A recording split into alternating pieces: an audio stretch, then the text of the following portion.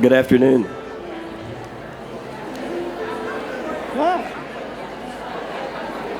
There are some seats up front. If folks would come in and fill in the seats, there are empty seats up front, and they are bringing additional seats. So come on up.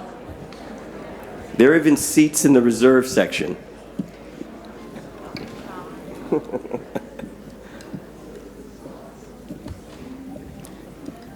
Hello, I'm Nate Thomas, a professor of cinema and television arts and president of the CSUN chapter of the California Faculty Association.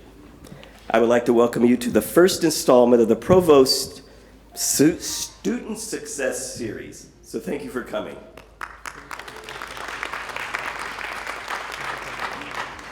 Whether you're a faculty, administrator, staff, custodial, clerical, trade unions, we're all a very important part of the success of our students. So this series is a welcomed conversation on how we all can continue to work for the success of our students.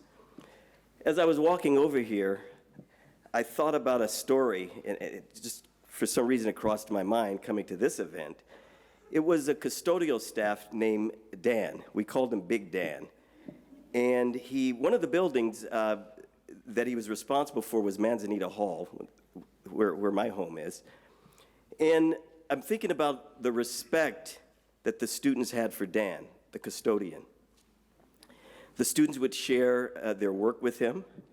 In our department, the students are editing their films, and they would call Dan in to take a look at the cut because they respected his opinion. There were students that would seek him out for life advice. Dan passed on about 7 or 8 years ago. He actually passed here at work, and he wasn't very old, untimely. And one of the students said to me, because Dan was always happy. He had his mop, he had his broom, but he was happy. And the student says, when I move off into my career, I hope I'm as happy as Dan was in his career. So I thought that's very fitting as we talk about the importance of all of us at a university where we're surrounded by these inquiry minds. It is our job to make sure they're successful. So I wanted to share that story. It is now my pleasure to introduce, new to our campus, our Chief Academic Officer, the Provost, and Vice President of Academic Affairs, Dr. Mary Beth Walker. She will take you through the rest of the good stuff that's going to happen today. Thank you.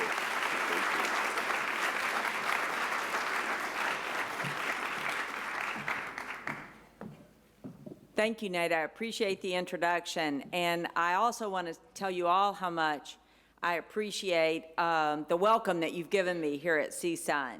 And this has been a very friendly, welcoming place. I've had a lot of great interactions with faculty, staff, and students, and I really value that. And I wanted you to know, and I'm so sorry you're standing up in the back, and I hope that we can get these chairs arranged.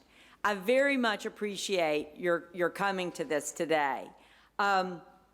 So I got a couple things to say to get us started. So first of all, why this series and why are we doing this now?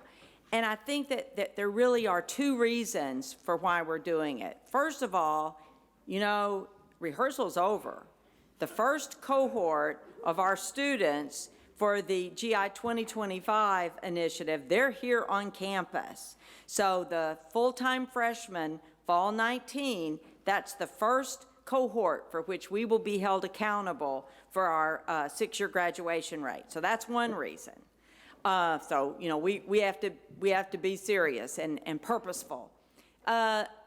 It's also the case that since I'm new, you probably want to know what's my take on this, right? And how do I look at student success and what do I mean by that? And do I have anything to say that you're going to find useful? And I hope the answer to that last one's yes. So what I really want to tell you is what I believe, I completely believe, is that student success belongs to all of us. I've said over and over again that our faculty are the key to student success because faculty are the ones spending time with the students in the classroom. You talk to students, you talk to graduates a couple years out, or 10 years or 20 years out, and you'll say, tell me some of your memories about CSUN. And they'll say, oh, you know, I had Dr. Khan in my political science class, and that's why I changed my major to economics. And, you know, I'm only saying that to Matt because he will let me say that. No, seriously, those are the stories that people carry away, and the people that had a conversation with them at a tough time that makes a real difference in their lives. And so faculty are the key, but it's everybody's responsibility. And so all of us, from the people that work in the business office to the custodial staff, as Nate says, everybody has a part in helping students succeed. And so I think that's why we're here, and that's why we work here, and for a lot of us, that's why we love working here, is because we know we are making a real difference. So I want to expand the campus conversation about student success to make sure that everyone feels the part that they play in it. So now, student success, you know, I'm not bringing this new idea here, right? It's always been a priority here. The faculty, we exist for the students. We care about the classes we teach and the students that we serve. So it's always been a priority. What is different now is that we do have specific goals to meet. You know, we do have markers ahead to identify and eliminate the institutional and the structural barriers for our students.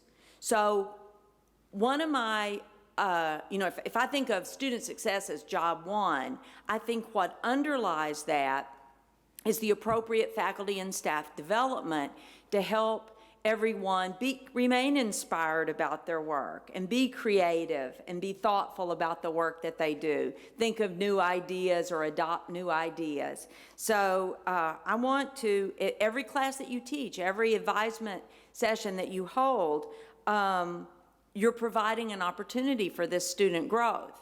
And I want us to really recognize that and reward the exceptional, and I really mean exceptional examples of this that we see all over campus. So now, let's take a little quiz on GI 2025, Matadors Rising. So each CSU campus has a set of targets, and those targets vary across the different campuses and based on where they're starting from and what their recent trends have been. So I'm going to show you a couple slides, and most of you already know this, so it's just a review. Let me go to the big slides. So, graduation rates and opportunity gaps. So these are the metrics by which we are measured.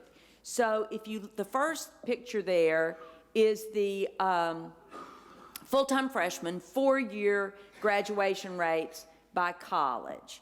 And so is that the 4-year? Yeah, 4-year. So our graduation rate is about 15%. Our campus target is 32%. If you look at, are these the opportunity gaps? Yes, opportunity gaps by college. So we look at the underserved students versus the better served students. And you can see that we do have work to do there in terms of eliminating those gaps. Let's look at the 6-year.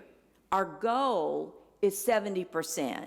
Again, we're actually, it's not terrible.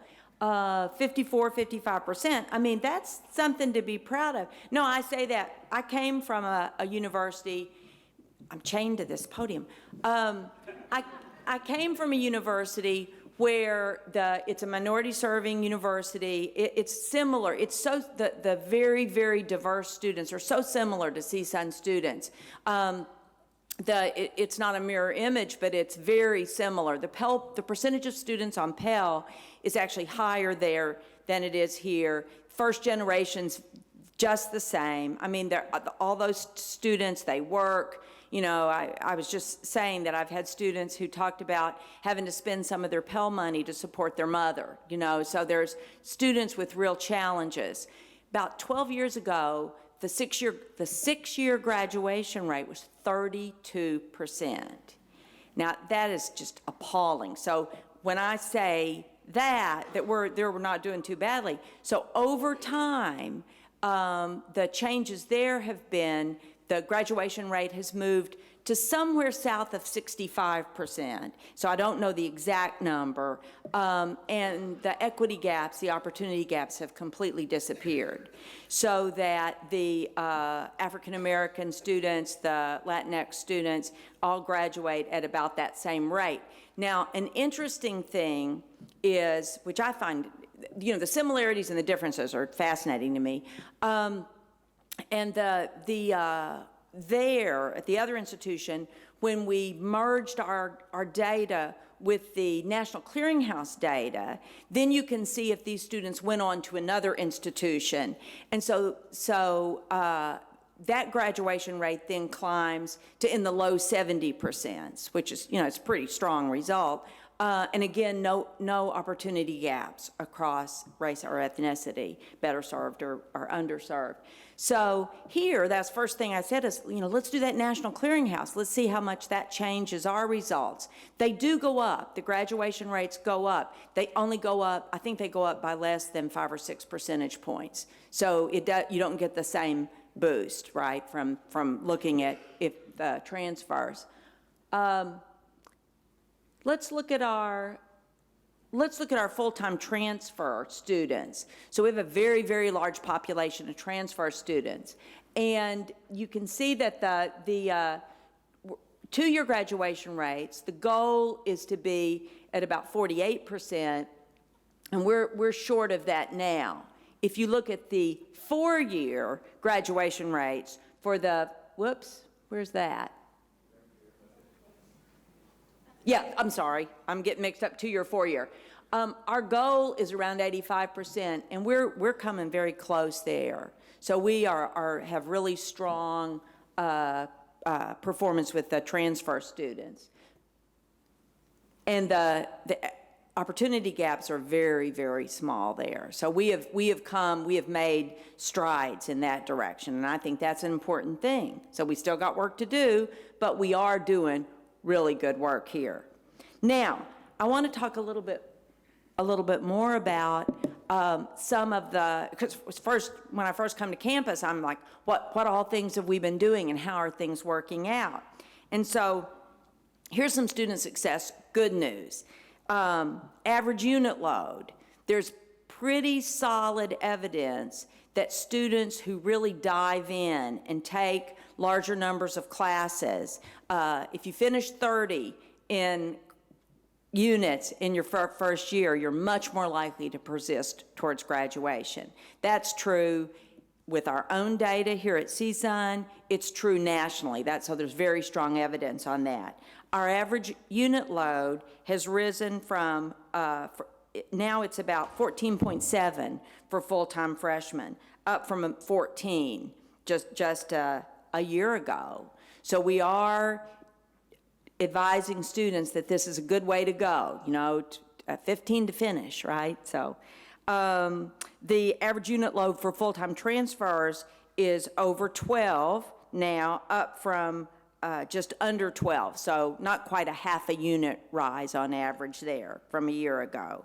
So we are making advances there. We are inviting and getting more students to accept the invitation to dive in to the full experience. Now, some of you might not know this, the Matador Academic Challenge. How many people know what that is? So yeah. Some people have still not heard. Full-time freshmen who choose to take at least 15 units can drop 3 units, can drop a class anytime before the 11th week of the semester without penalty. Now, they could get a W when they do that, if they do that drop late, but that extends the drop time. Now, a lot of institutions across the country have much longer drop dates than we have traditionally had here. And so that's a way to say, let's take some of if you feel like this is risky for you, then let's take some of that risk away by giving you the opportunity to have a later drop. So I think that's an important thing. That's something, again, taking the heavier load of courses has been shown to be over and over again, this leads to more success in the longer run. And so we're giving people a chance. Now, one of the things I want to say here, and I've said this, many of you have heard me say this before, but one of the things that myths, I guess, about student success tactics is we're designing a very strict, regimented path that we're trying to get every student to follow, this very strict, that there's can be no deviations and you must do this. And I want to assure you that that really is a myth. That's not going to work here. That wouldn't have worked at my old institution. That's not the goal. The goal is for the students who feel like they're able to take this on, feel like they want to, take more courses, move more quickly towards graduation. We ought to make sure that we give them the opportunity to do that we give them appropriate advice, academic advice, financial aid advice, or career advice so that they are able to do that if that's what they want to do.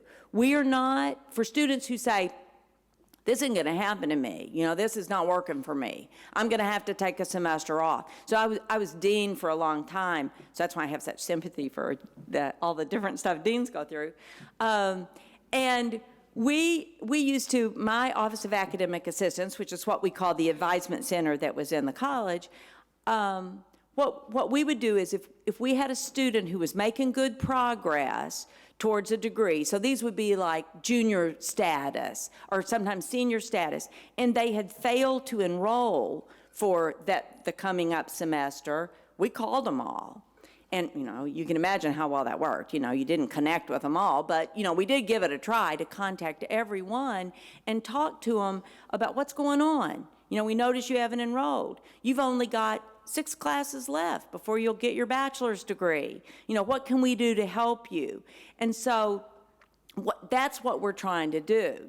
Some of those students would say, not going to work for me this semester. I got a new job and I'm traveling all the time. And then sometimes the answer would be, well, let's figure out what your path should be. Maybe you can take a couple of online classes. Maybe you can do this. So again, one size does not fit all. And that's not what we're trying to achieve. We're trying to make it possible for students who want to do this to move through, to do it and make good progress. Okay, so that's the average unit load.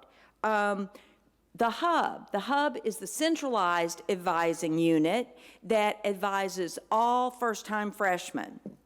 And it has been big business going on over there. They advised 4,158 students between June and August of 2019, so they were busy. They held over 5,000 appointments with students during that time. Now, this is the part I like. Only 44 no-shows out of those 5,000 appointments. So that tells you a lot, right? How many of you have held office hours and, well, they didn't come, right? So they are showing up. I had an early morning meeting at the hub this week. And there was just a stream of students coming in that building, and there was a stream of students coming in and out of the hub for their advising appointments. Now, you know that, or let me remind you that, the incoming EOP students, they still go to the EOP satellite advisors that are in the college advising units. Liberal studies freshmen are seen in the liberal studies advising offices. So we still have multiple advising touch points. The hub is the centralized for the full-time, first-time freshmen. Student athletes go to the Matador Academic Achievement Center. So there are a lot of different possibilities for advisement. So that's, I think, a success story, something that's working pretty well, and we need to make that work even better. Recently, I was at a chancellor's office meeting, and they shared the results of a survey of Cal State students. So I was thinking it was a national survey, but it was Cal State students. And one of the big takeaways from that survey was that they wanted more advising, higher quality and friendlier advising. they wanted academic advising and financial aid advising to be more mixed together. I mean, both of those things are important. You know, okay, you can do this and this. Let me tell you how that'll affect your Pell Award. You know, that's how you kind of put that together. Okay, another program that has just shown fantastic results is the Freshman Peer Mentoring Program.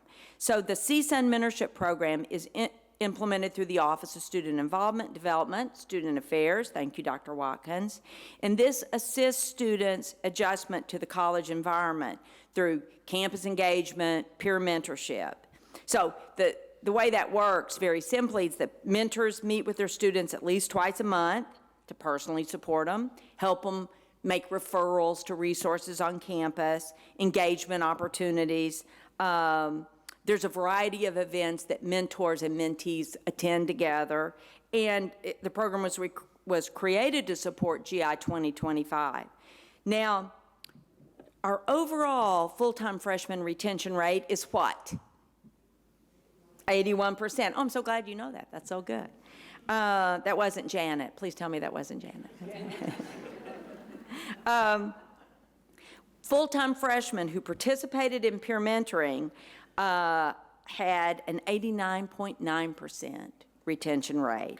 That was almost 200 students that did that.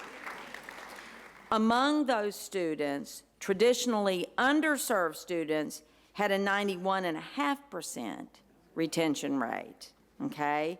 Pell eligible had 91.7% retention rate. So we know this certainly seems like a program we need to scale up, right? We need to find a way to get more students, make this available to more students, because that certainly does seem to be having strong positive results. Now, bad news is retention rate's been pretty flat at 81% for the past 3 years. So if we think about that, we're leaving 1 in 5 students behind. We're not going to success for those students. If they leave the university, that's not a good outcome for them, is it? Now, one of the first things I ask is, let's see if the students who leave us, are they going to another university? Because, I mean, that's key, right? If they're going somewhere else. And in Georgia, where I came from, that was, you know, there were transfers, a lot of transfers.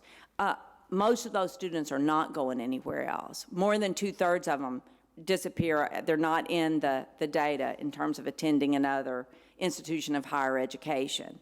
So that's an issue.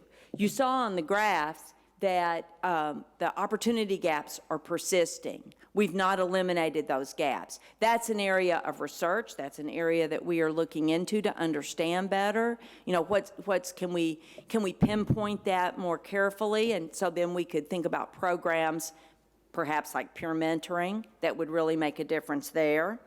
DFU rates. So we continue to see DFU rates in key courses. So one of the data points from CSUN data, students who get 2 or more DFUs that first year, are they in the 20%, 19% that leave, or the 80% that stay?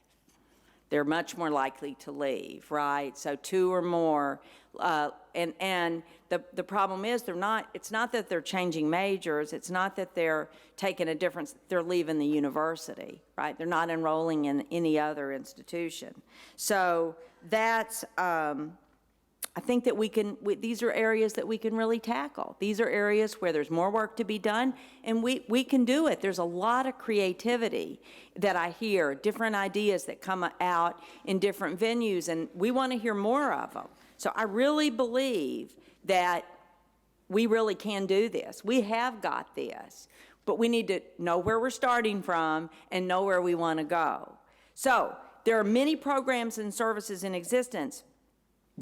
We've got to collaborate cross-divisional. The peer mentoring program I was just talking about, that's run out of student affairs. We've got to recognize that working together across these divisions, That's going to make a big difference. So advising, for example, advising is a critical area for student support. So we need to make certain that our advising professionals in the satellites and in the hub are working really well with each other and are working with faculty to understand what are the degree maps? What do you want me to say about this course versus that course? They are responsive to the professionals are responsive to the faculty's needs in that area, and so that collaboration is really important. Early alerts, that's something that we found with our own data that's a very key, can be a very key factor in retaining students. So reaching out to students early with feedback and guidance can make a real difference to a student who feels like they're floundering, who seems like they've gotten a bad start. And so early alerts can make a difference. We need technology to help this. I mean, back when I was teaching principles of economics, and I had 75 students in a class, each of the classes that I taught, then it would be pretty onerous to do all this separately and write emails to them, hey, you missed the quiz. We got a lot of tech help now that back in those days wasn't available. So we want to, help make those technologies available, make sure that you know how to do it. There are a number of other programs running through disability resources, educational services that work with eligible students on academic skills. In student housing and residential life, where there's living and learning communities that really promote that engagement and the belonging and the, talking to similar students with similar interests that can really make a difference. Associated Students allocates $200,000 for student research and travel, so students can present their academic work. I think that, talk about high impact experience, student involvement in research is a very high impact experience. And so kudos to student union, the Associated Students, for their getting in front of that like that. The food pantry. Let's talk about basic needs for a minute. That's a really key issue for our students. And I'm really happy to see that the trustees understand this, the chancellor's office. There's a lot of talk about, student basic needs. And so things like Matador Munchies and the food pantry can really make a difference to the students who are facing these kind of barriers. Okay. So that's just a handful of the different things going on campus, that some of them we need to scale up, some of them we need to understand better so that we can see what needs to change. But if we all work on this, we all bring our ideas to the table and recognize we're doing a great job and we can do a lot more. I've seen that happen at my other institution, and I really think, what I always think, we're lucky. Our students, and most of you have heard me say this, but our students graduate with less student debt than in a lot of states, and that is remarkable. But when I think of losing students, the students who leave, who've not gotten their degree, the students I worry about are the students who've got, 45 or 60 units earned. They've got $7,000 or $8,000. It doesn't seem like a lot, right?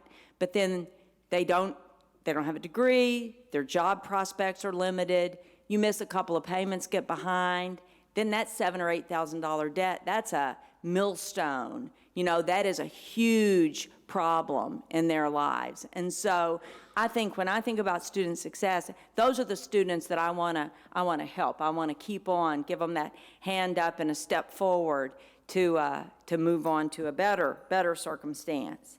Now, I've asked the divisional vice presidents to take a few minutes here and talk to us about how all their areas work to promote student success. So I would invite them to join me up here. So we've at least got a couple. And there's Hillary, good. And there's Rob. All right, great, we've got everybody. So I'm going to let you introduce yourself and your division and talk a little bit about how you promote student success.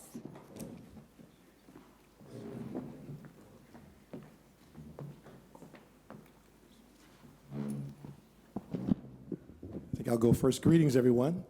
William Watkins, Vice President for Student Affairs and Dean of Students. Thank you all for coming. It is wonderful to see this room really packed to standing capacity with individuals who really want to come out and to really recalibrate our work here at the university around student success. How many students are here today? Very good. A cheer for our students who are here. And I see a lot of faculty. How many faculty are here? Faculty, raise your hands. That is absolutely fabulous. Out of hand for our faculty. And our staff and administrators who are here. Those are all the advisors. Great, they're all here. It's important for us to recognize that we do come together in all of our individual ways to make a single way of getting our students to success. I could go through a lot of the various programs and activities of the Student Affairs Division and our Provost. And how about a cheer for her? I think she's come, Mary Beth has come aboard and really locked in on our work here. She's talked about a number of the things that we do that make a difference in the lives of our students. But you know, in Student Affairs, our work begins when our recruiters are out in the field talking to kids before they arrive here, telling the story of California State University Northridge, what our aspirations are for those students who join us here, and our belief in their capacity if they meet us halfway to get to the finish line here at Cal State University Northridge. And of course, we're there at the end, at commencement, to cheer the students on when they have accomplished those goals. Everything from there and in between matters. And it really, at some level, hardly is of concern to me which department you're in or what your specific job duties are. I just want us all to understand that every connection that we make to a student is an opportunity to encourage that student, to inform that student, to empower that student, to find a way in which we can assist them in navigating the experience of a very large and complex university. This is not a small, uncomplicated institution. We're almost 40,000 strong. This is one of the largest universities in the nation. The things that we do when we see students, sometimes that's in our offices, sometimes that's just walking across campus and seeing a student who you might be able to stop for a moment and say something positive to that student about making it to the finish line. Those are all things that matter. They can also be moments in which you kill a dream as well. And there are far too many instances where we're just simply not thinking about the way in which we're interacting with the student, which causes them in some way to believe that, you know, I really don't measure up, I shouldn't be here. We want to ensure that that's not happening, but rather that we're pouring in value to the experience of all of our students. We in Student Affairs enjoy the opportunities to collaborate with all of the divisions of the university. We work very closely with administration and finance, all the way from making sure that financial aid is delivered to the numbers of business processes that students have to negotiate and navigate. Our colleagues in IT, academic affairs, of course, you've heard a number of those partnerships. Students don't experience us as our individual silos. We do that to ourselves. They come to Cal State Northridge, and we should make sure that they experience us as a complete institution. Thank you.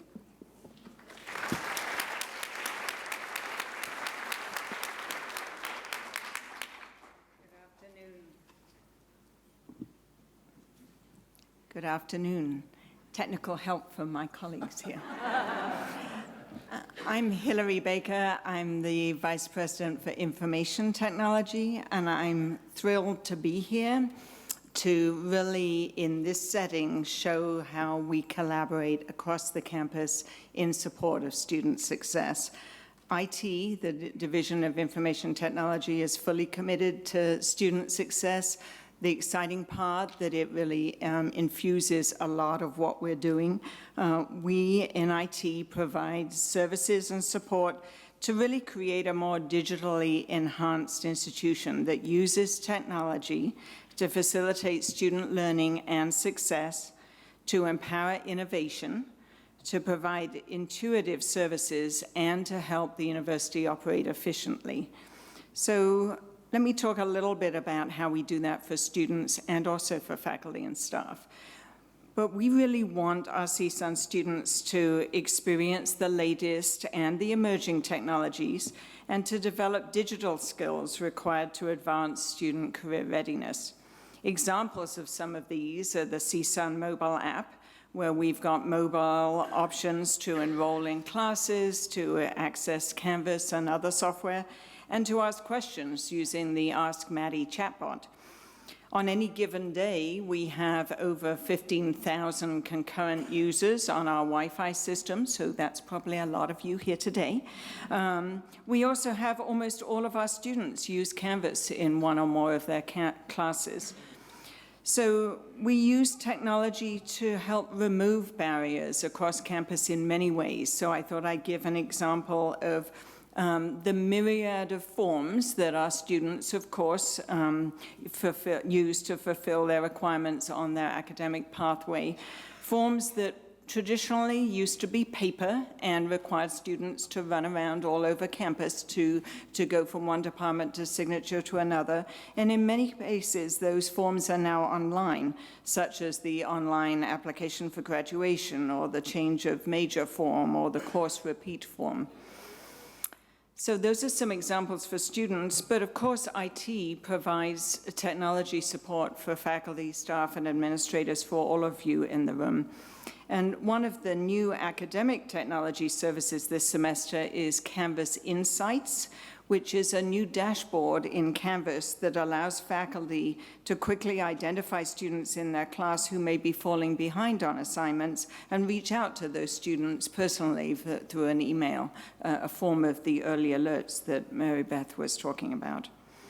And then lastly, I wanted to share that through the Universal Design Center, IT provides services to ensure that our campus information technology, our website, all of our procurement of software, all of that is ADA accessible.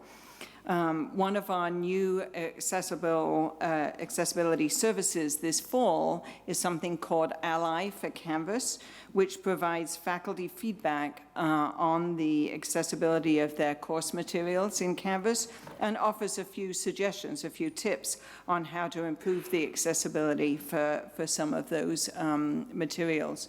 This really is accessibility for all. It's really universal design for all, something we are passionate about as a university. This is my little plug. Why not do this while I'm here? We have 5 postcards sitting out at our table that talks about several of these services that I've just mentioned. So really the bottom line is that IT has a myriad of technology services for students, for faculty, for staff, and we really are truly committed to student success.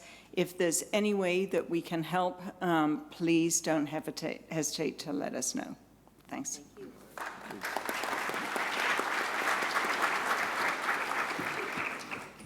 Good afternoon. I'm Colin Donahue, Vice President for Administration and Finance. Glad to be here today, and I wanted to start by thanking Nate for his intro. It was really important what you said, Nate, and I think your story about Big Dan is something that is really unique here, and it's intentional here at Cal State Northridge. In our division, we have such a wide array of people that work. They may be accountants, they may be electricians, doing all different kinds of things that you can do in many other places, but people come here and learn what a unique and rewarding opportunity it is to do that here at a university, and particularly at Cal State Northridge. And so we've really been intentional about trying to build that affinity and really have have everyone committed to that. And so coming in the door, that really starts with our administration. We've started some formal programs in the last couple of years to make sure that when people come in here, they learn the values of Cal State Northridge and how we connect, how we work, as William said, across the divisions. We want to get that right out front. And I think it does show all the way down through the ranks, but we never want to take that for granted. So it's a very important thing for us. You know, everybody needs to understand their part in supporting that. And then we try to do a lot of things. A lot of us in the division do guest lectures pretty regularly across the semester, so I'll put that out to faculty in the audience. We're always always inviting of that. So if we can help there, we're there to do it, and we can bring in our business partners to do that, which is often valuable to you too. So please don't hesitate to ask about that. Other things we've been doing is really trying to build some of the professional training programs that we do around student success. We've done things in the last couple of years around suicide prevention, affordable learning, unconscious bias. Of course, we're partnering with the other divisions in this, but we want to make sure that employee training programs are really hitting those topics that are going to help our students. Something I wanted to talk about a little bit with you was, I think it's important for everyone to know this cabinet is incredibly active, I think, at the system level, and that's really important for the success of CSUN and our students. I know within my division, all of our associate vice presidents have been in leadership positions in their affinity groups in the system. That gives us a lot more influence in driving some of the policies and practices, and it makes a big difference. We're connecting with the leadership down at within the CSU and across the 23 campuses. There's a real strength to doing that in such a big system. And so we've seen that play out in a lot of different ways where we've driven some of the new models and ways that we do things, the way we contract, for example. One example might be that, the hotel project that we're doing now is a public-private partnership. One of the reasons we wanted to do it that way was to make sure that we're moving a risk away from the operating fund so that can be focused on students. That's not an area where we want to have risk. It's better served with our private partner. And so we've been working with the system to build those kind of delivery models in an effective way. We've done the same thing in our budgeting system. Some of you know we've instituted a new budgeting system been rolling this out over the last couple of years. But that's not just Cal State Northridge. What we did was we grabbed a couple of partners with other campuses, Bakersfield and San Luis Obispo, and we're really driving change within the system. There's strength in numbers here.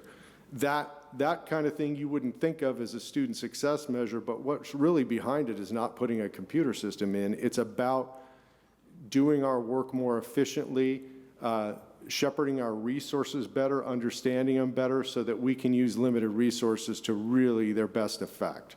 So I think that's important for you to know. There's any number, I think, of improvements and things that we've done over the years that we could talk about in any of our areas. But I do want to talk a little bit about the physical plant here at Cal State Northridge. We have focused intently, and again as a cabinet, not just as a division, on making sure we have a high-quality environment, that it's maintained well, that when we build new facilities, they're excellent, they're the best. That they serve your needs for teaching, and that they are environments that are really conducive to student learning. And that's not just inside the buildings. I think if you look at our physical plant, we've paid a lot of attention as a community to making sure that the entire plant, and when I say the plant, the landscape areas, there's courtyards, everything's intentional so that it's a very comfortable place for students to be. It's effective. It feels like an important place to be. There's a variety of different areas that you can use, quiet areas, loud areas. Learning Commons is a great example a few years ago of one that I think we partnered with Academic Affairs to build probably one of the most impactful spaces for a very low cost.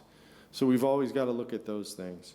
Then finally, I just say we have really worked to connect some of the areas you might not think about with student success. And one I'll just put out is the Soraya. The Soraya has done a ton of programming really focused on getting our students involved. And so an example would be with all of our contracts we do with major artists, we try to get them to agree to do master classes. And so we've had a few really great examples of where they're doing master class, and some artists love doing this, and we give our students access to world-class performers.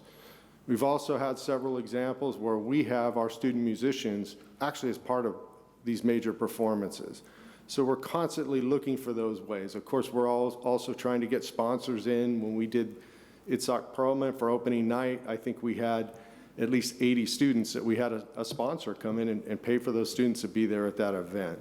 So we're always looking for those opportunities. And again, I would encourage you, when you think about athletics, you think about performing arts, any of these areas, any of the areas in administration finance, we're very open to how we might partner with you. The Sustainability Institute, I'll just finish with, is another area where we've had any number of successes over the years in getting students involved. In fact, some of the landscape transformation that you've seen, many of you that have been here a long time, over the last probably 5 or 6 years, where we've gone to sustainable planting, it's actually all natives to this area. But that started with partnering with the Sustainability Institute, having students come in, do survey work, and actually help us do the plant selections.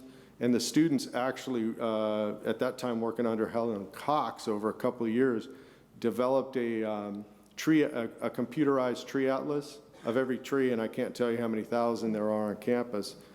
But we created something with student labor that probably would have cost us several $100,000 to do privately. And we use it as a tool to this day. So we're always looking for those opportunities as well. So thanks.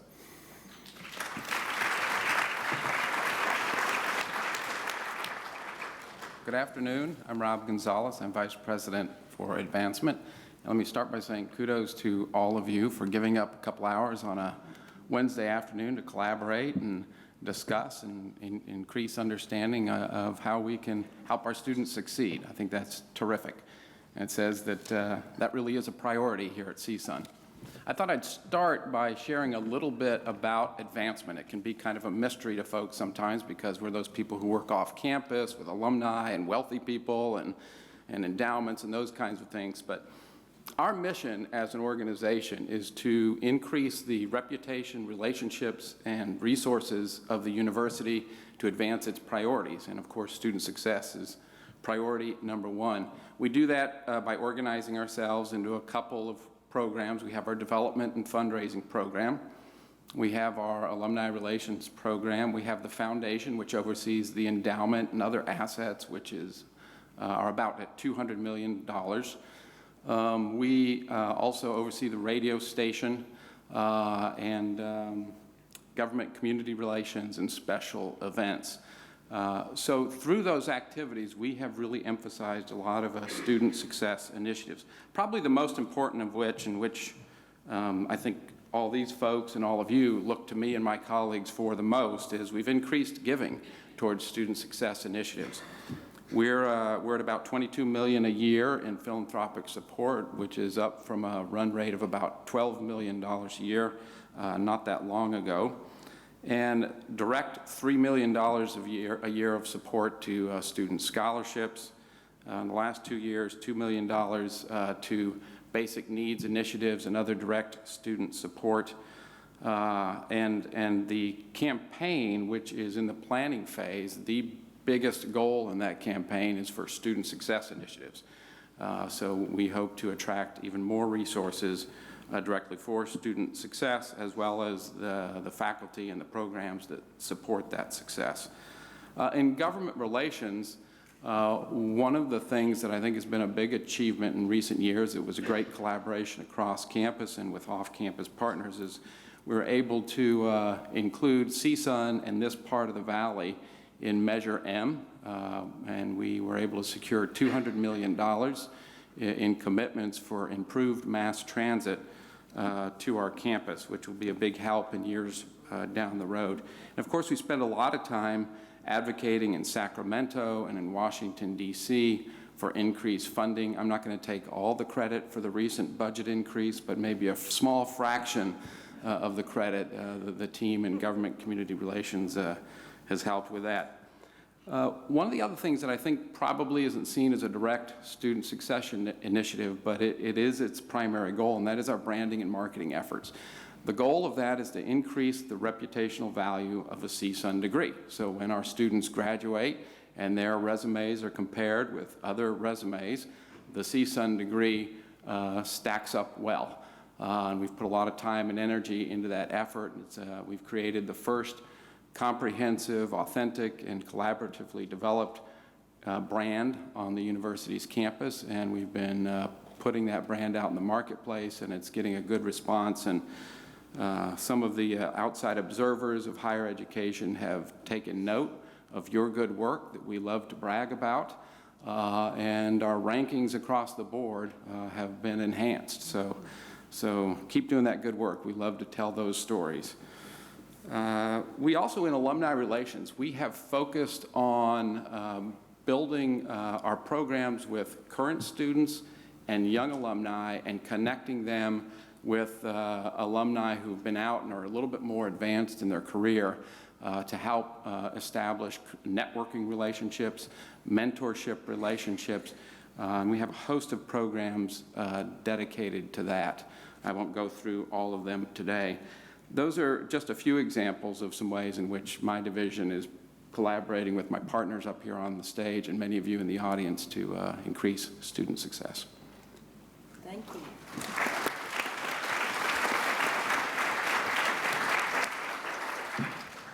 So I got a great team here. The campus has a great team.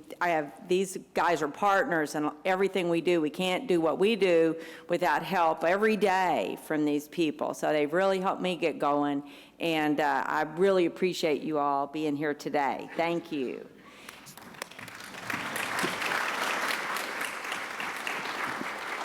So I think that we'll move on and go to the student panel, all right? So I just take a couple of notes. Importance of partnership, right, and the work that we do together. Let's all think a minute. One of the other things we said is there's not a one-size-fits-all mentality, whether it's the Universal Design Center, whether it's the scholarship work, the special facilities. All these things, we're looking at this in all different ways. And also recognize student success is not just graduation rates. So we tend to talk about that a lot, but it's retention, it's equity, it's successfully developing skill sets for our students as they move through their courses so they can tie these things together. Our students have diverse needs. It's our obligation to meet them where they are so that all the students can thrive. So I'm now going to ask, Dr. Watkins has agreed to manage a panel discussion. So, Dr. Watkins.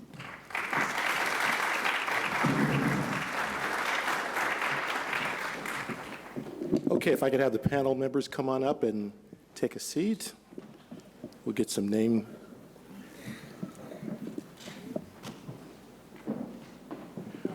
We have quite a few seats up front for any of you who would like to sit down. Come on up front. We have a number of seats available.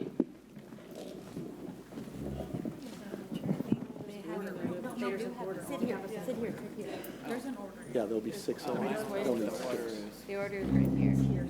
Deborah, Stephanie, me, Kimberly, Tyrone, and Diane. So Deborah's first.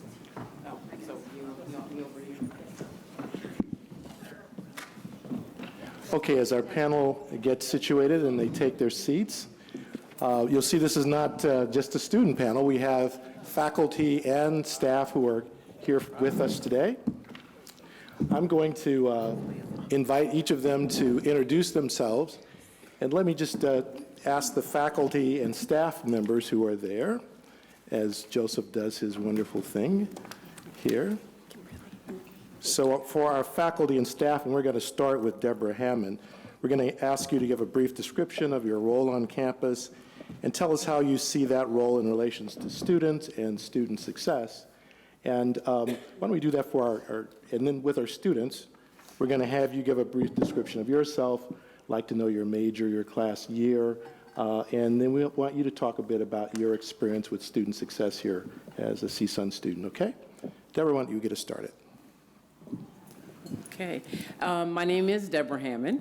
I am the executive director of the university's student union, which is a nonprofit corporation, a 501c3. We are student governed and student controlled. We have a board of directors. Of that board of directors, 10 individuals are students.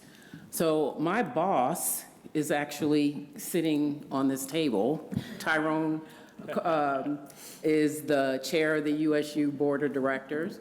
So while we have a mentoring, teaching, training relationship, he is also my supervisor. I also have the privilege of having a stateside supervisor, Dr. Shelley Relish Bischoff, who is our Associate Vice President for Student Life, who's out there somewhere there. We're excited to be asked to be part of this panel. One of the things that's important to us is that development of students is our highest priority in the student union. We are here to support students. The first line in our mission statement says that our job is to foster an environment that helps students achieve their educational goals, not ours, but theirs. And that's really important because we do that in a variety of ways. We try to do it from a holistic point of view and look at the student as a whole individual the individual brings things to the table when they come here. And that's really important to us. So we provide programs, services, amenities, facilities, all of those things that are in support of student success. We operate the Pride Center for our LGBTQIA+ students. We operate the Veterans Resource Center for veterans and dependents, the Student Recreation Center, where we have probably between 3,500 and 4,000 students come in per day, Monday through Thursday. The Oasis Wellness Center, where we see 600 students per day. We have a games room. We have the computer labs, which is really important. We serve 29,000 students annually, uniquely in the computer labs. And we also give 20 pages a day for free. So mark that down. Lots of events, such as Matador Nights and It's Crunch Time in support of student finals. Our diversity and inclusion program, including our inclusive language program and our wisdom program in support of African American women and mentoring. Probably our most important program is probably our student employment program.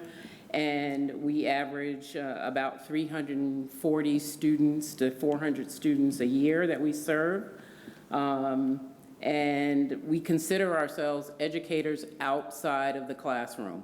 Our job is to connect students between the curricular and the co-curricular and how important that is. Our job is also to develop leaders and leadership skills in students, and also to help them achieve their educational goals, but also transferable skills that are needed in the workforce. A lot of what we do is very intentional. It's also based on student development theory and leadership theory, Aston's involvement theory, Rendon's validation theory, Stanford's challenge and support. All of those things are important to us in how we develop the programs and the facilities that we do. We also have an ethic of care, and I think that's critically important so that students know that we care about them. We're not here to take care of them, but we care about them. And that's a difference in terms of moving students to a different place.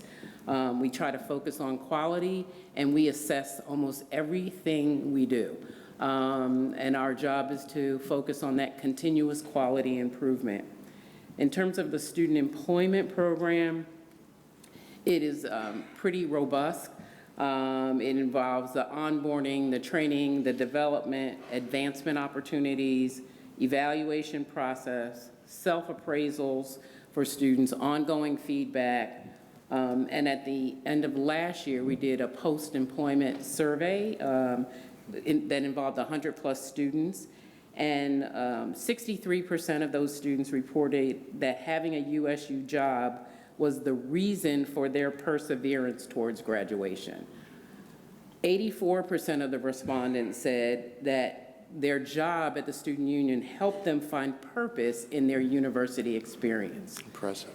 87% of the respondents said that this job contributed to my success as a CSUN student, and 94% of the respondents said that this contributed to my campus community engagement as a Matador. I think those results are pretty impressive.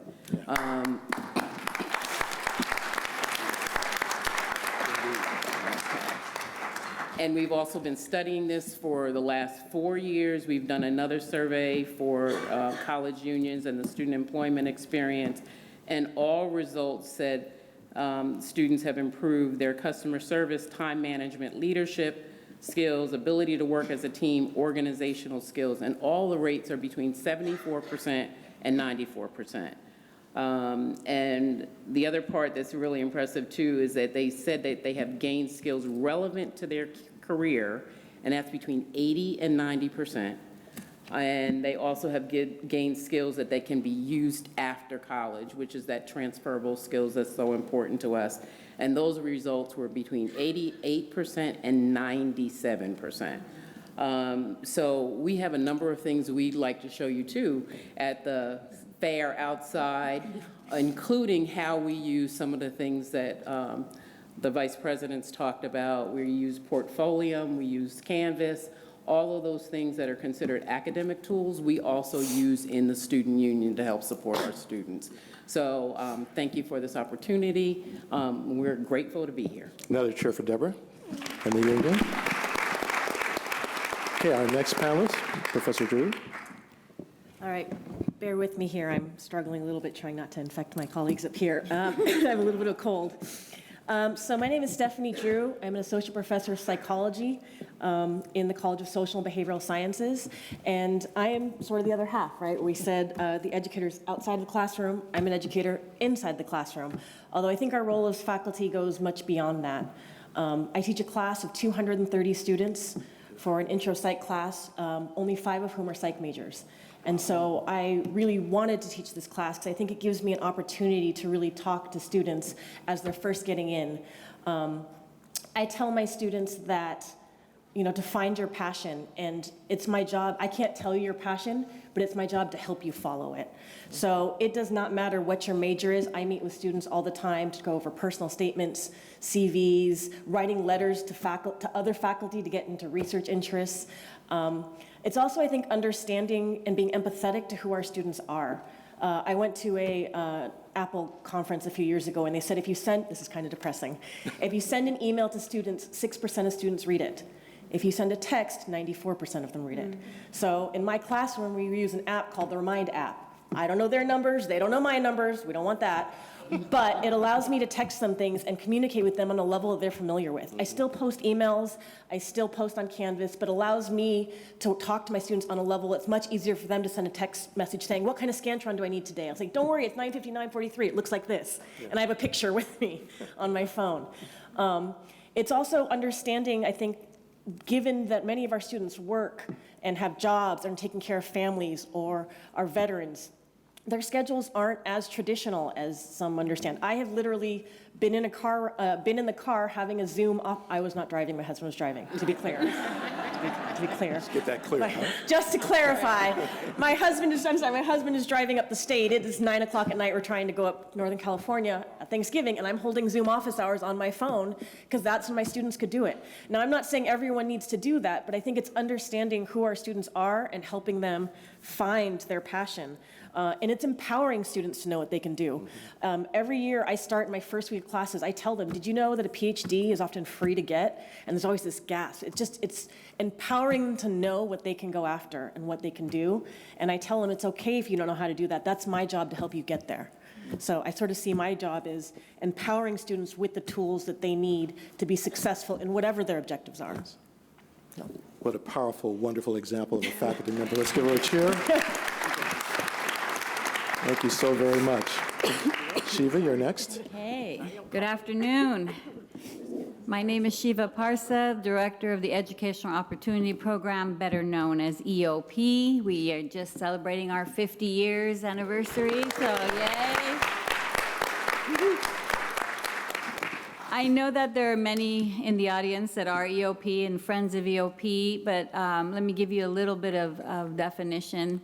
I always say EOP did not start out as a program, it was a movement, and there's a big difference. It was students, faculty, and staff who found that it was necessary to open those doors of access, which led to a program.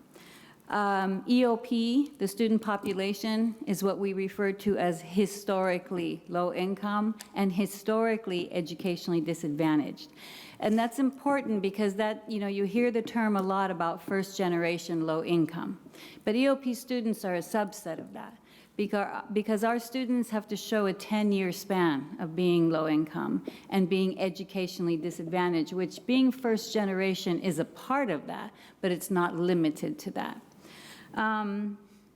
EOP reports to academic affairs, to the provost, and we are one of the biggest EOPs in the CSU system out of the 23 campuses at Northridge. We are.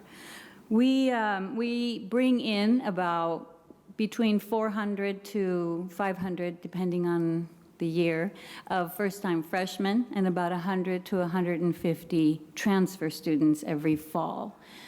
We have reached the point where every freshman who comes to EOP at CSUN will participate in a transitional program.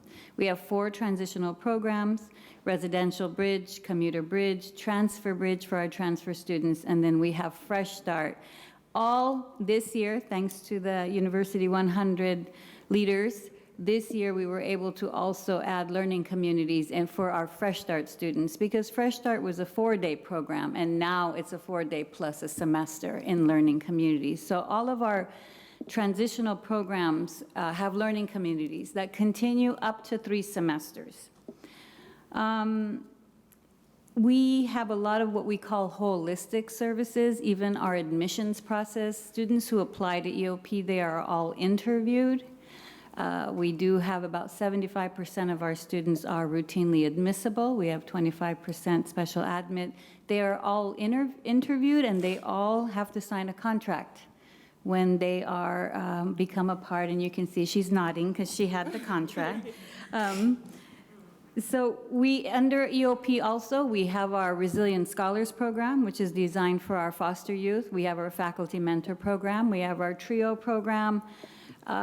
We have our Dream Center, and then what we have, EOP at CSUN is what we call a decentralized program.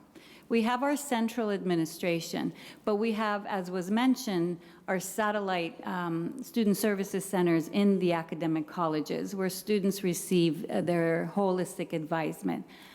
However, we also have what we call service satellites, and this is collaboration with other divisions as well. So for example, we have service satellites in the Learning Resource Center, Financial Aid, the Career Center, and now the Counseling Center. So, which means we have EOP staff in these various areas to be able to help our students, but with the resources of that center. So it really is a collaborative approach with cross divisions, cross units, and the way kind of our former director, Jose Luis Vargas, used to say, EOP is woven into the fabric of the university. We do have our mentoring is a little bit non-traditional. We believe in a community of mentors, so everyone who works with our students needs to have certain training. So everyone's considered a mentor. It's not a one-on-one approach. I know a lot of individuals here are familiar with EOP, so I won't go too much into it because I know all of you know, but some of our values are intentionality. Everything we do in the program is for a purpose, it's for a reason. And our students, many of our students are students that are told college is not for you. And so our job is not just to bring them, but to make them truly believe it is for them, they do belong, to empower them to be able to access those resources that otherwise they would not ask for, because many times our students come from communities that asking for help is a sign of weakness. And just to get them to be okay to ask for help, it's a process. And that's why we have learning communities, because this process can take up to 3 semesters for our students to fully transition into the university. We have, and I'll end with this, we have what we call our bridge values, our EOP values, which is RAM. It's not a truck. It's respect, responsibility, attitude, and maturity. We incorporate these values, even our faculty incorporate them in the curriculum, in the Bridge curriculum, in the learning communities.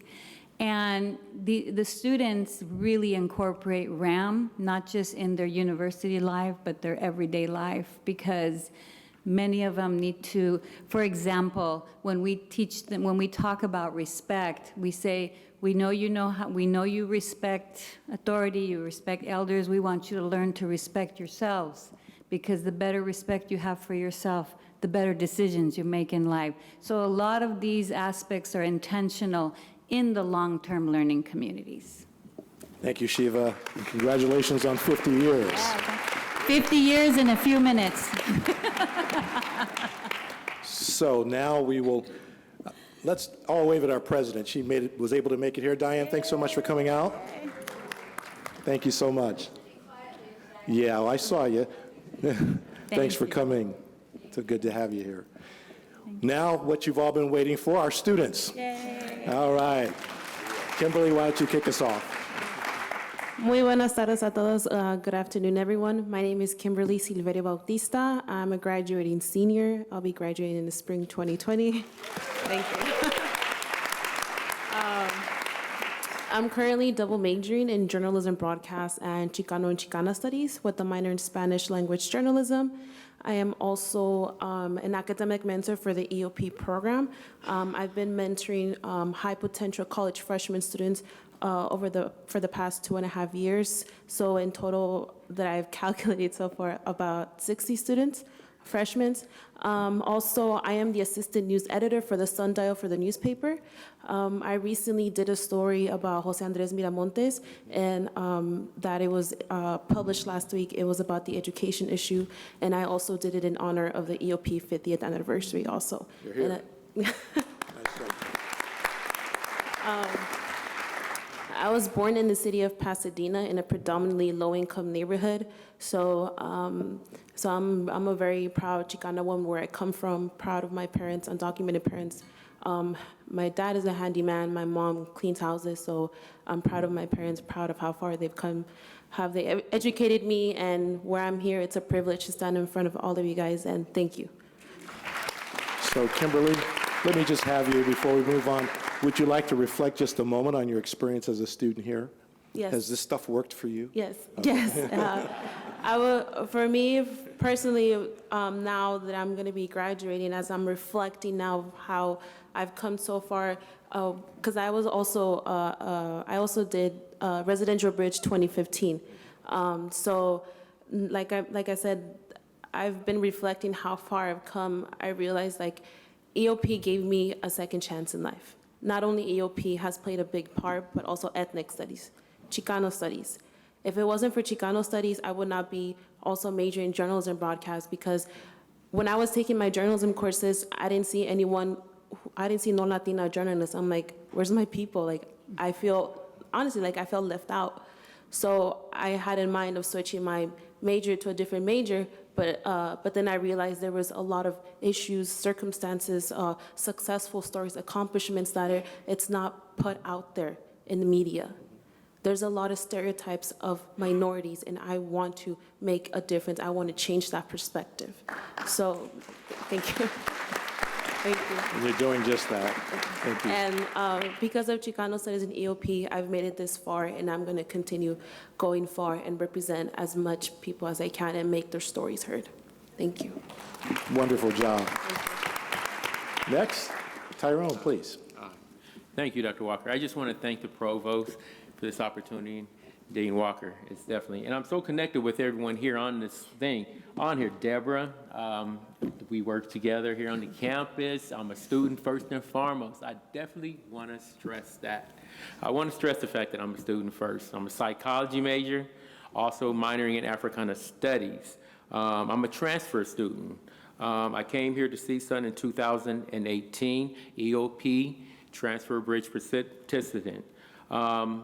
That experience in and of itself was tremendous for me. I Well, let me just talk about where I came from. So again, from Pasadena, grew up in Altadena. So again, I'm connected with everyone here on the panel here. I started school many years ago, many years ago, and decided in 2016 it was time for me to return back to school. And I enrolled in at Valley College, and that was an incredible experience for me. It was there that I was able to meet Dr. Elliott Cooney, who ran the Black Scholars Program. It was there one day I was able to run into Ryan Mason, who runs the Black Scholars Program here at CSUN. He was on campus at Valley College, and that was incredible to be able to link that up and put that connection together and stuff. And that was one of the deciding factors on why I chose CSUN. One of the other factors was because I knew they had a strong psychology department. I did my research on it.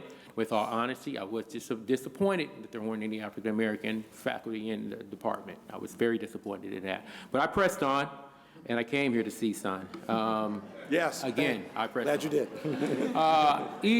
EOP, that summer program, it was an incredible experience. It gave me the opportunity to sit up here and learn so much about myself. Dr. Elias, who taught that course, it was incredible. And, you know, majoring in Africana, how I made that decision to major in Africana Studies, though, was there were some things that were being taught in the classroom, and they didn't really jar with what I was taught by my Africana Study professors at Valley College. And so that gave me the opportunity to decide that I needed to also major in Africana Studies, and that's the reason why I chose it, because I needed to understand some of the fallacies that were being taught here, and that is one of the institutional barriers that takes place, not only here, but I'm sure at a lot of other institutions and stuff. And so, you know, and when I think about what student success means to me personally, and particularly looking at the transferable skills that Deborah spoke on, you know, I hope that I walk away with a deeper understanding of my own self-awareness, emotional intelligence. That degree is only the candles on the cake. I need that foundation. I need that foundation to survive out there. And, you know, so having an understanding of my own emotional intelligence, self-awareness, professionally and personally, is very important for me when I address what does student success look like and how do I define that.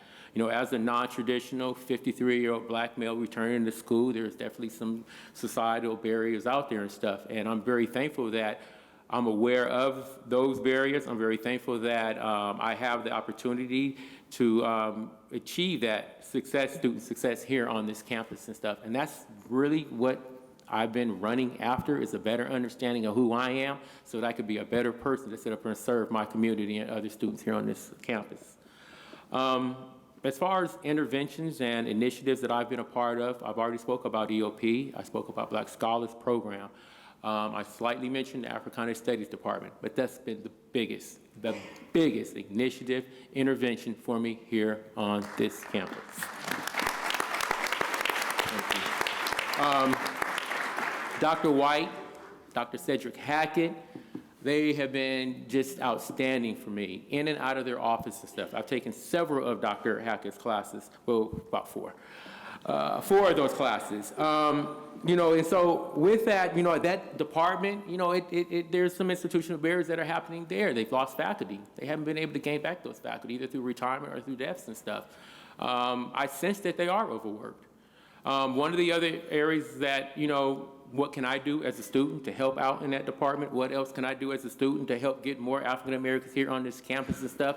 Dr. Hackett did a class last year, and he did an initiative where he worked with Santa Monica College to bring the students there, I believe from the Black Scholars Program there and the Aliente Program there. And so it was roughly around 30 students that he did. And I helped facilitate that movement to get those students here during that one-day session.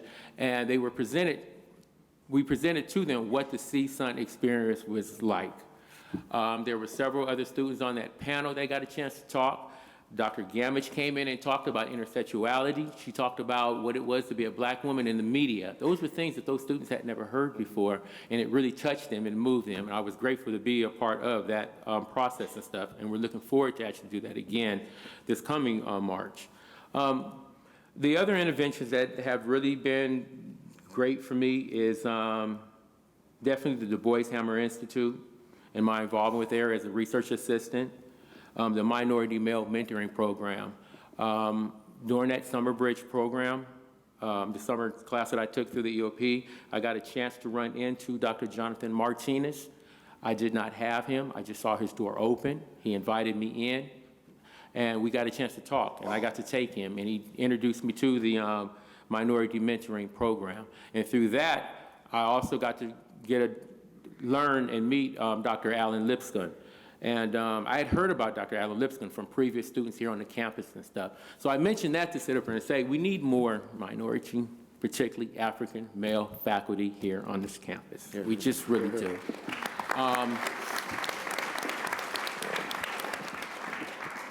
Today, walking through campus, and always as walking through campus, I'm always checking in with the students, see how they're doing and stuff. And I asked several of the students that I knew and some that I didn't know, and they all agreed with me. We need more faculty that look like them, not just African Americans, but they are at the top of the list, but Asians. We need more Latino faculty. We need them more and stuff. One of the other things. Just quickly. One of the other things that has been, let me just finish up. So I'll go into, there are some other barriers, and there are more financial things that are going on with students here on this campus and stuff.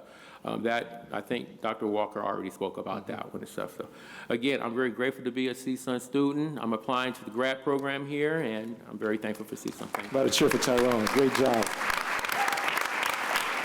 And thank you, Dr. Mason, for doing the recruiting. So now to our illustrious student body president, Diana Vicente. Hello, everyone. Good afternoon. I haven't started yet. Good afternoon, everyone. My name is Diana Vicente, and I have the honor of serving as your Associate Students President. I am also a student here, and you all do a very good job of reminding me of that. I am a marketing major with a management minor. It is my 4th year here, and I will be graduating spring 2020. Yay! My path was a little bit different. A little bit of background about me. I was actually born in Mexico City. I grew up there for most of my life, and I moved here for middle school. So I moved here when I was 10 years old, knowing almost no English whatsoever. And that barrier, that culture shock that came with that experience was so huge, and it made such an impact in what I wanted to do, because I never wanted anyone to feel like I felt in the back of a classroom. With my education that I had coming from Mexico, knowing the answers to a math problem and not being able to articulate it is one of the worst experiences that I've felt, because you see everyone moving up and you feel like you're stuck in the same place. I never wanted any student to feel like that. So I moved up and I learned English to the best of my ability at that time, and I got involved in student government in middle school. I have not stopped since then. So this would be my 8th year involved in student government. Associated Students has done so much for me and so many students here on campus. We're made up of 8 different programs, and I'm very proud to say that there's something for every single student to find their homes in and to get involved. We run programs that allow for our freshmen, before they even get to campus, to experience an engagement opportunity that will follow them for the rest of their 4 years. I'm speaking about Camp Matador. Camp Matador is run by our Outdoor Adventures programs. I had the opportunity to attend this past summer, and it was so life-changing to see how a group of 140 students get so passionate and so spirited about coming to Cal State Northridge, and that will follow them for the rest of their 4 years here. They are inspired, they are motivated, they know more about the programs than any other students coming into our campus, and they're ready to get involved. And 4 years later, they're running the program. That's the difference that Associated Students is making, is we are not only getting students involved in leadership, but we are building the leaders that will run those programs in the next 4 years. And that's what it's done for myself, and that's what it's doing for students every single day. My definition of student success, and I've seen all the work that we're doing in the university, and I'm so thankful, because our students, we see the end result, right? We see it when our classes are scheduled and our programs are running, and the success stories that we get to hear. We see the results of all of your faculty, staff, hard work, and we're so thankful. But to be in these committees, learning about the process, it's honestly so amazing, and it's mind-blowing the amount of work that you all are putting in. And within student success, I believe that it's the work that we're doing for our graduation initiative and our graduation rates and seeing students grow, but it's also all of their involvement on our campus. It's the programs that they're joining. It's, in addition to all of the numbers, it's an accumulation of the work that they're putting in. It's the challenges they're facing, how they're overcoming it, and most importantly, how they're gonna apply those skills that they have learned in these past 4 years, or 5 years, or 6 years, how they're gonna apply those to the real world once they've graduated and once they're seeking a career. And that's the most important thing to me when it comes to student success. We want to reach every single one of these students. We're doing a lot of initiatives from the leadership side, from every single program. Our goal is to get students involved. Our mission statement is to be the primary advocates for our students here. And that means that I get to stand up here and talk to you all about the success that our students are doing, but I get the honor of going out there and reaching out to as many of them as I can, and not only being their voice, but allowing for a bridge to be built so that they can express their own. And that's one of the greatest things that I get to do in my role. One of the most important things I feel like, and the provost touched on it earlier, is collaboration. We need to collaborate because our students are getting a bit of every single one of our programs, and they're growing in EOP, and they're growing in their student success, and they're growing in their colleges. But if we all collaborate together to build something where instead of reaching 100 students, we're reaching thousands, that will be the true difference of tomorrow. And that's what we're trying to do in Associated Students. We are allocating money to our clubs and organizations that are run by them. We see the passion in their eyes. We see them coming into our Senate meetings Monday mornings to advocate for their club and to tell us what they want to do and to tell us how they're going to help students grow, how they're going to help their organization grow, how that work is going to pass on to future generations that join their club. We see the passion. It's there. The fire is there. So now how do we collaborate and bring that forward and make a better path for them to be successful in that? I feel like that's the biggest thing that we're here for, and I feel like we all agree that that's our main goal with this. So yeah, that's pretty much a little bit about myself. And How about a cheer for our wonderful student body president? We've come to the end of the time for the panel. I'm just going to invite every panelist to just share one word or one phrase, sentence, to encourage those of us who are assembled here in the work ahead in terms of supporting student success. Starting with you, Deborah.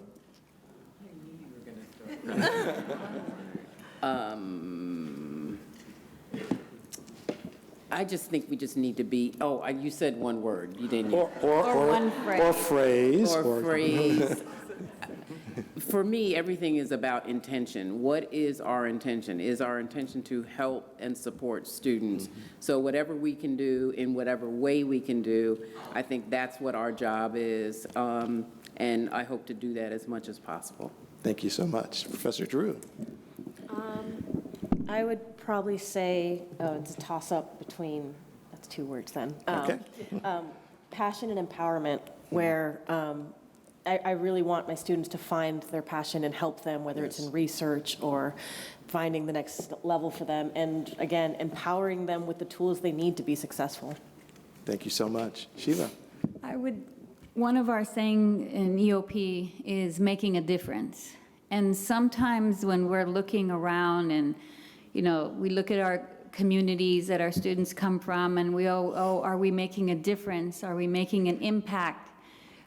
We are, one student at a time. And I think if we're bringing in 500 students from our surrounding communities, then each of those students can bring in, and we're making that difference. And I think the entire campus working together, we can make that difference for all CSUN students. Beautiful. Thank you. Kimberly.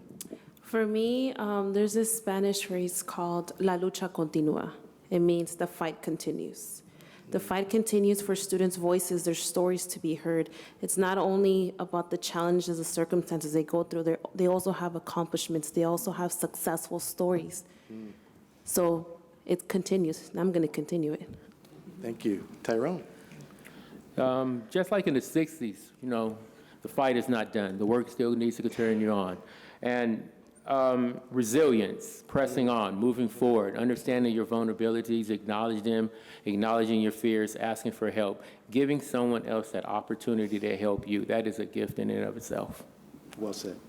Diana? I think for me, it would be taking a stand. Our students are taking a stand for their education. They're ready. They want it all.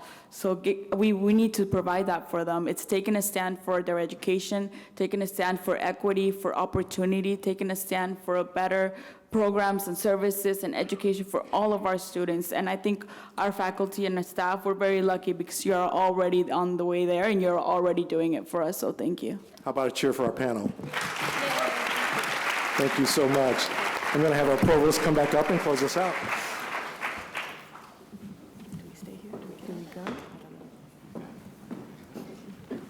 Thank you all so much. I thought that was really, really good. I learned some stuff, and I'm so glad that we were all able to hear this. So, thank you so much for coming. You know, there's a couple more of these sessions coming at the end of October and again in November. They'll be much more granular, much more working groups where we're working on particular ideas or programs, getting feedback and learning stuff. So there'll be a little bit different. Please stay a little bit more and have a snack. I'd be happy to talk to anybody and everybody about all the things we've been doing. Now, we have a little game. So there's tables set up that describe and explain all the different programs that we've been talking about, all the resources. There's a card that lists all of those. So if you'll get your card initialed and put it in the hat, there's a raffle that with a gift of Madam Money gift cards donated by our Chief Diversity Officer, Natalie Mason-Kinsey. So thank you, Natalie, for doing that. And also, there's a question for you to give feedback. And I'm interested in your feedback as well. What do you want to see next time? What do you want to talk about? Because we want to make this meaningful, we want to make this a value-added experience. So thank you to everybody that participated. I really appreciate your time. So. Thank you.